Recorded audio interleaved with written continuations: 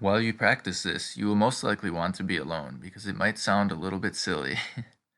To begin, say re. Do you notice how your lips initially make an O shape? This is not how we want them for a trilled R. Note also that your tongue is in the bottom of your mouth. This too is the wrong position.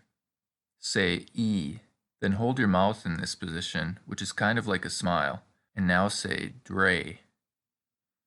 Can you feel how your tongue touches the top of your mouth and then flicks down? That's exactly what we need to do, but repeatedly. So now we have to practice saying dre, dre, dre, dre, dre, dre. Remember to keep your mouth in the E shape, not the O shape.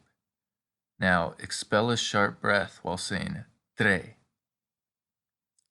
You should start to feel the tip of your tongue vibrating. It's natural though if you don't get it right away. It might take a few days before you can make your tongue vibrate.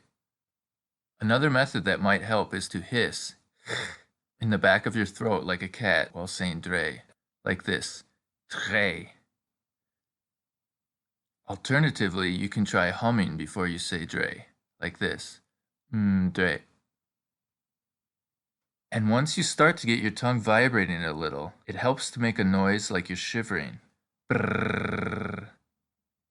The B helps you add a hum to the sound. But while you're practicing, always keep in mind that you will be able to do it. After all, there are over 1 billion people making this sound every day. Good luck!